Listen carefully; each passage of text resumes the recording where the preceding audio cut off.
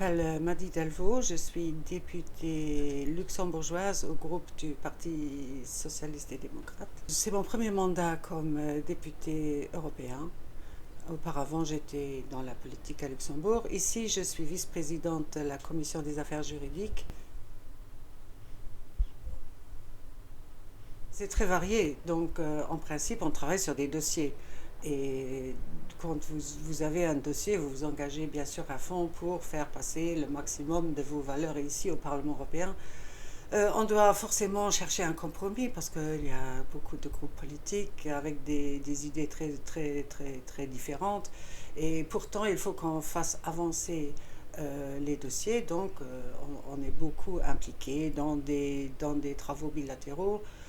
Bon, nous travaillons en commission, nous travaillons dans la délégation. En principe, la semaine commence le lundi, comme pour tout le monde. Nous avons des réunions en commission qui sont longues. Ensuite, nous avons des rendez-vous avec des étudiants, par exemple, justement pour faire passer quand même ce que c'est que la construction européenne au quotidien. Puis vous avez des travaux dans votre circonscription pour justement faire passer juste le message de ce que nous faisons pour l'idée européenne.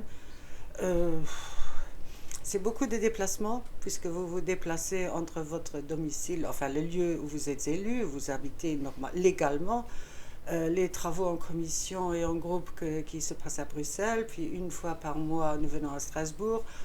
En plus, vous êtes souvent invité dans des conférences, pour parler des sujets sur lesquels vous travaillez, donc c'est beaucoup de déplacements. Je suis au Parti socialiste luxembourgeois. Nous avions un programme commun et qui insistait notamment sur plus d'Europe sociale, le marché intérieur, qui est important pour que l'industrie européenne travaille ensemble et que nous ne soyons pas les adversaires les uns des autres, mais aussi pour l'union bancaire, pour que des crises financières comme 2008 ne mettent pas en danger toute la prospérité de l'Union européenne. Mais je trouve que les intérêts nationaux sont quand même portés par beaucoup de députés. Et puis en plus, nous avons de plus en plus d'eurosceptiques au Parlement européen qui se font élire non pas pour faire avancer l'Union européenne, mais pour la mettre en question. Ce que je regrette beaucoup, c'est qu'on n'avance pas en matière d'Europe sociale. Donc nous avons le pilier des droits sociaux, bon, c'est une jolie déclaration, mais les gens s'attendent à ce que ce soit transposé dans les faits et que ça ne reste pas seulement de belles paroles. Ça, c'est une question qu'il ne faut pas poser aux Luxembourgeois.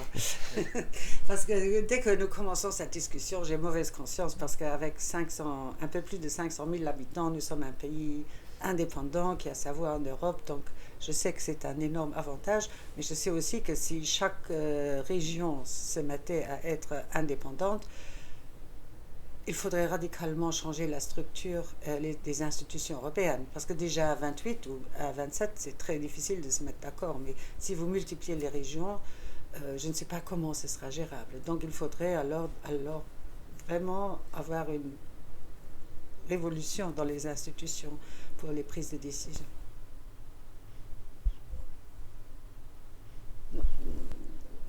Ça, c'est la question qui est peut-être la plus difficile à répondre. Moi, je crois sincèrement que j'essaie de représenter tous les Européens, d'œuvrer dans l'intérêt de l'Union européenne et pas seulement des ressortissants du Luxembourg. Il y a parfois des situations où on se dit, bah, l'intérêt de mon pays n'est pas forcément le même que l'intérêt de l'Union européenne. Et dans ce cas-là, on est dans une situation difficile. J'essaie quand même de voir l'intérêt européen dans son ensemble, mais ça peut poser des cas de conscience.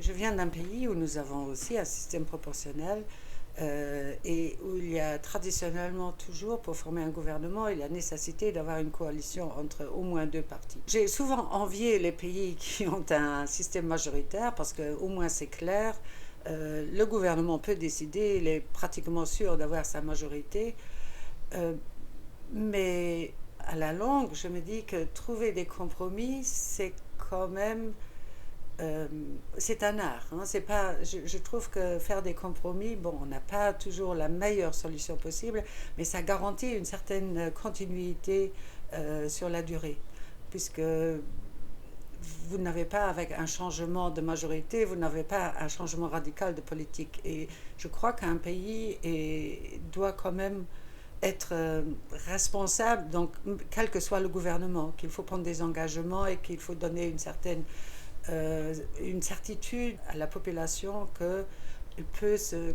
fier à une décision et que ça ne va pas changer radicalement au bout d'un an ou de 2 ans. Donc je crois qu'en politique, le compromis est un art et qu'il faut le cultiver.